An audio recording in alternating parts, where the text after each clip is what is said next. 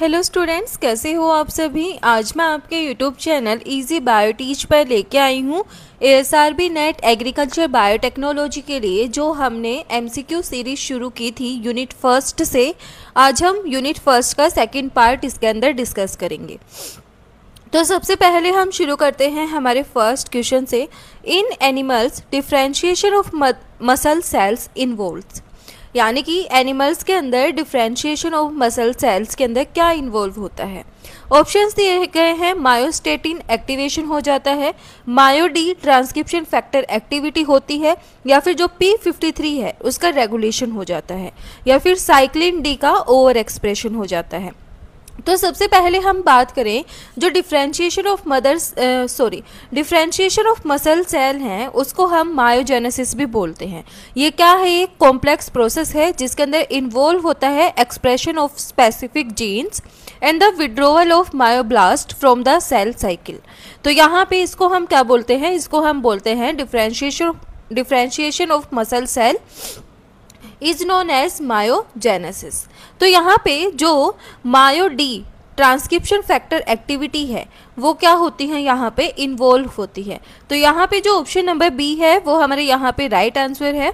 मायोडी यानी कि myogenic differentiation 1, ये क्या है, एक इम्पोर्टेंट ट्रांसक्रिप्शन फैक्टर है जो कि इम्पोर्टेंट रोल प्ले करता है initiating the for initiation and promoting skeleton muscle differentiation.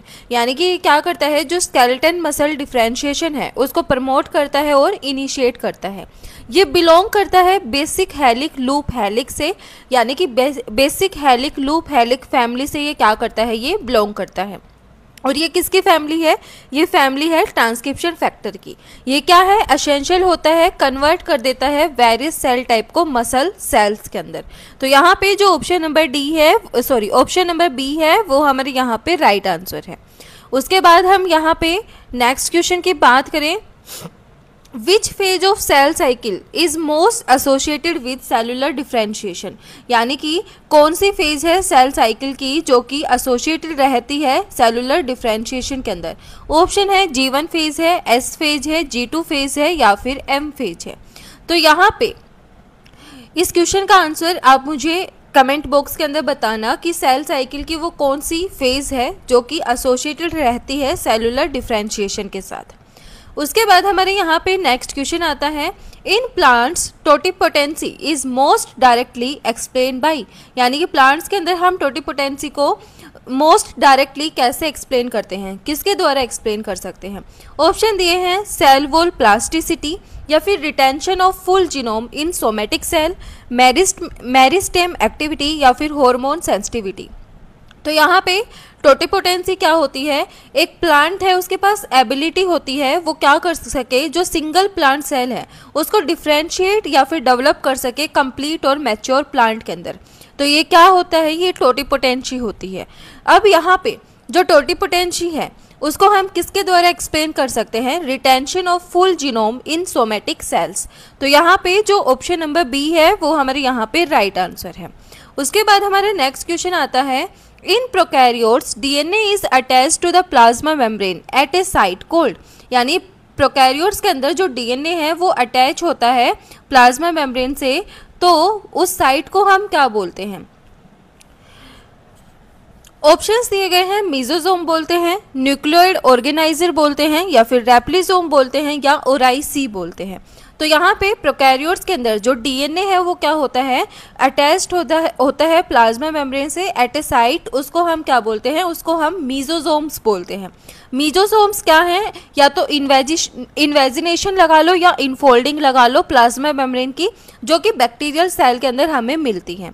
तो यहाँ पे जो ऑप्शन नंबर ए है वो हमारे यहाँ पे राइट आंसर है।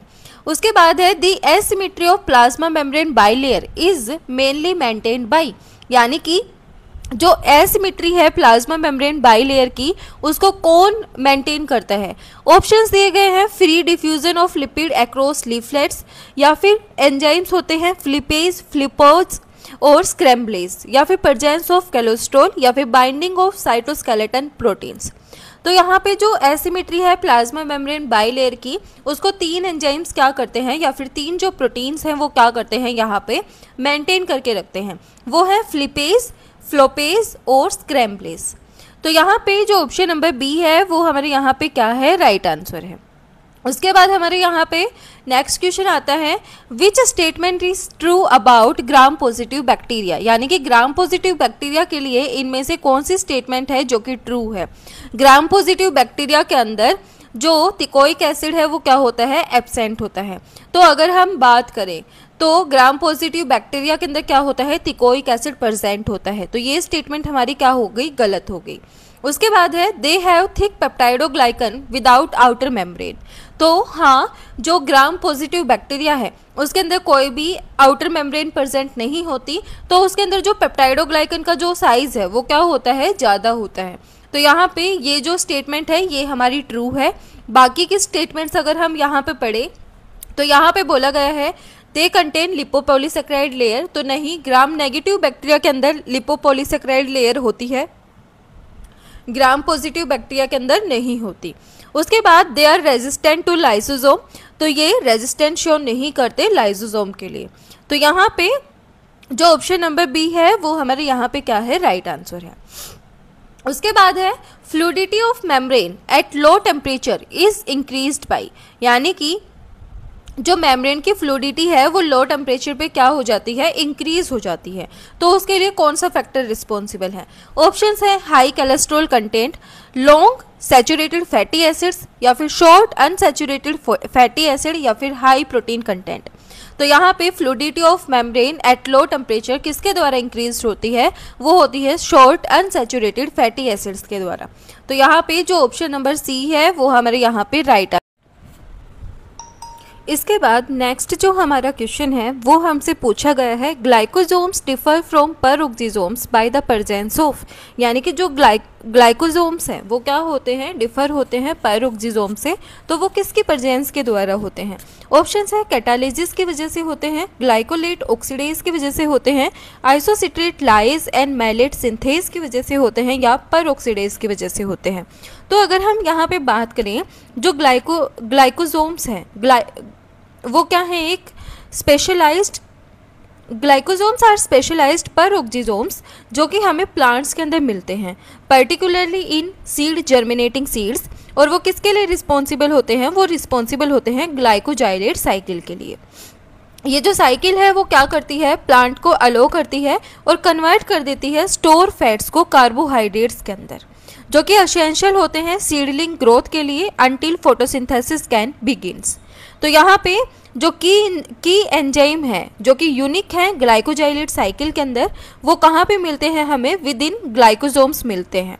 तो यहाँ पे वो जो एंजाइम्स हैं वो हमें पेरोक्सिसोम के अंदर नहीं मिलते। तो वो कौन से हैं, वो हैं आइसोसिट्रेट लाइज और मैलेट सिंथेज। तो यहाँ पे जो ऑप्शन नंबर सी है वो हमारे यहाँ पे राइट आंसर है। उसके बाद है cardiolipin, a unique lipid found in inner membrane is a characteristic of, यानी कि कार्डियोलिपिन क्या है, एक यूनिक लिपिड है जो कि इनर मेम्ब्रेन के अंदर मिलता है। तो वो किसका कैरेक्टरिस्टिक है। ऑप्शंस दिए गए हैं, गोल्जी अपैरेटस का है, लाइसोसोम का है, माइटोकॉन्ड्रिया का है, या फिर क्लोरोप्लास्ट का है। तो जो कार्डियोलिपिन है वो एक यूनिक फोस्फोलिपिड है जो कि हमें इनर माइटोकॉन्ड्रियल मेम्ब्रेन के अंदर मिलता है। तो यहाँ पे जो ऑप्शन नंबर सी है वो हमारे यहाँ पे राइट आंसर है। उसके बाद है, which of the following organelle in plant is semi autonomous like mitochondria, यानी कि वो कौन सी ऑर्गेनील है जो कि प्लांट के अंदर सेमी ऑटोनोमस होती है लाइक माइटोकॉन्ड्रिया। तो यहाँ पे ऑप्शंस दिए गए हैं, क्लोरोप्लास्ट है, पेरोक्सिसोम है, लाइसोसोम है, या फिर गोल्जी है। तो वो कौन सी है, वो है क्लोरोप्लास्ट। तो यहाँ पे जो ऑप्शन नंबर ए है वो हमारे यहाँ पे राइट आंसर है। उसके बाद है, the cisternae of endoplasmic reticulum associated with ribosome are specialised for, यानी कि जो सिस्टर्ने हैं एंडोप्लाज्मिक रेटिक्यूलम के, वो क्या होते हैं, वो किसके साथ इन्वॉल्व होते हैं, वो होते हैं राइबोसोम्स के साथ क्या होते हैं, अटैच्ड होते हैं। तो वो किसके लिए अटैच्ड होते हैं। ऑप्शंस दिए गए हैं, लिपिड बायोसिंथेसिस के लिए, प्रोटीन ग्लाइकोसाइलेशन एंड सिक्रेशन के लिए, स्टीरॉयड मेटाबॉलिज्म के लिए, या फिर कैल्शियम स्टोरेज के लिए। तो सबसे पहले हम बात करें, दो टाइप के एंडोप्लाज्मिक रेटिकुलम होते हैं, एक स्मूथ एंडोप्लाज्मिक रेटिकुलम और एक रफ एंडोप्लाज्मिक रेटिकुलम।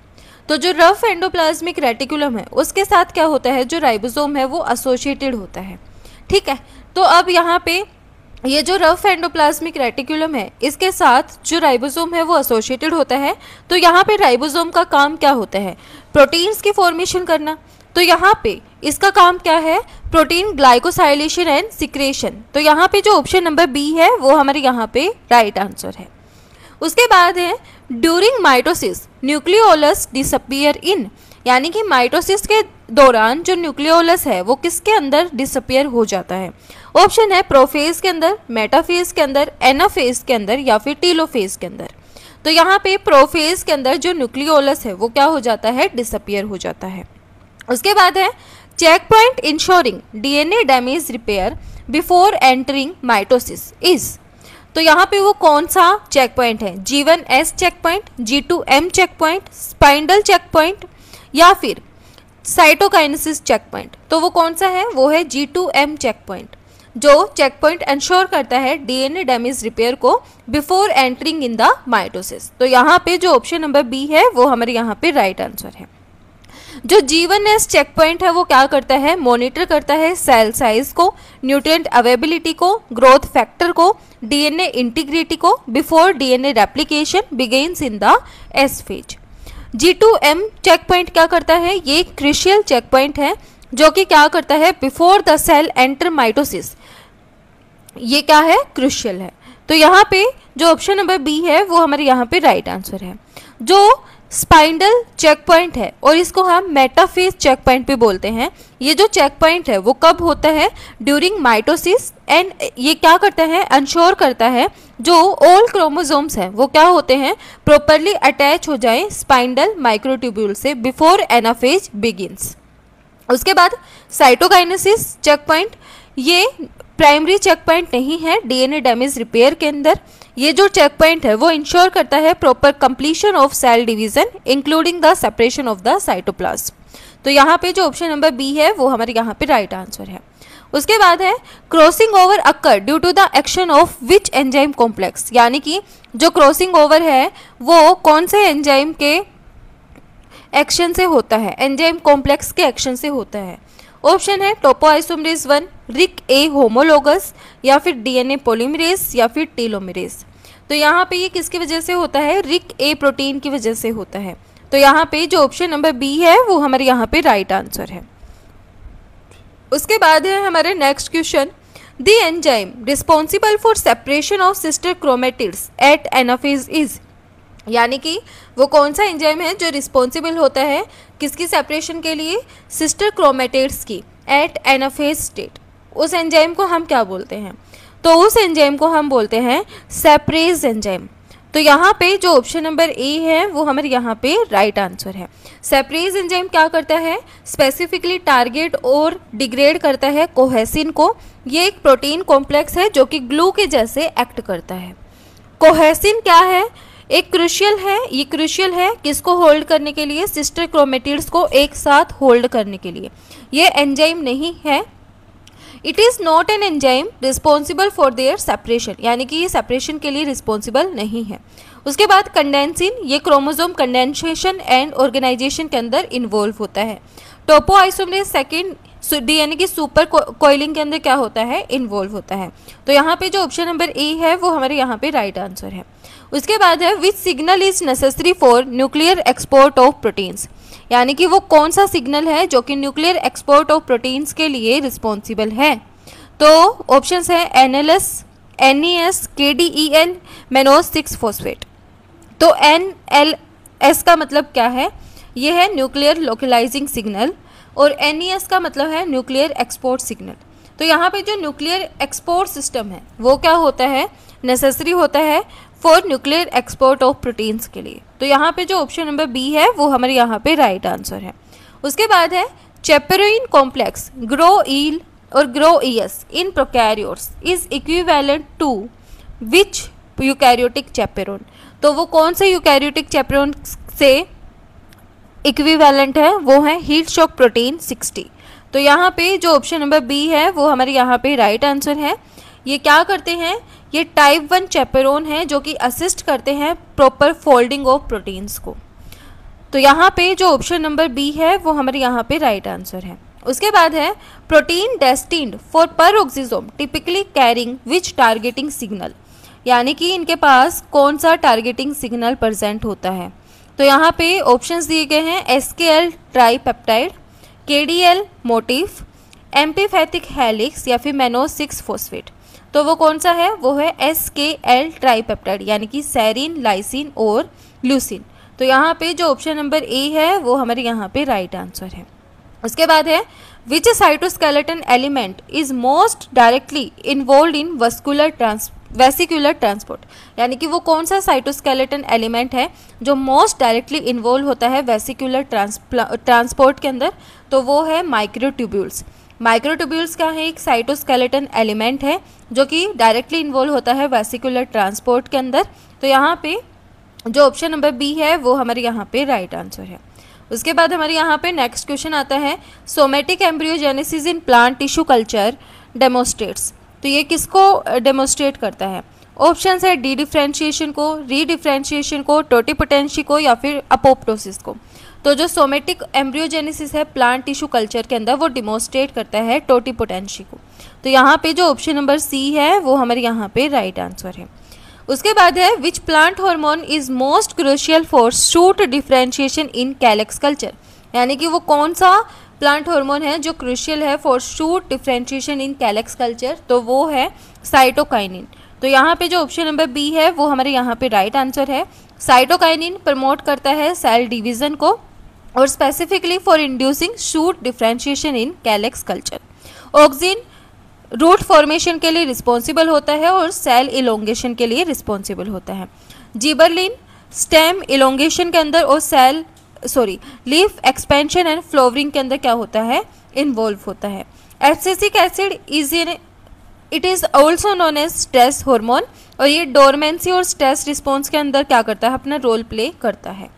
उसके बाद है next question the transition from vegetative meristem to floral meristem is control by, यानी कि ट्रांजिशन हो रहा है वेजिटेटिव मेरिस्टेम से फ्लोरल मेरिस्टेम के अंदर, तो उसको कौन कंट्रोल करता है, तो उसको कौन करता है, उसको करता है फ्लोरिजन यानी कि FT प्रोटीन। तो यहाँ पे जो ऑप्शन नंबर बी है वो हमारे यहाँ पे राइट आंसर है।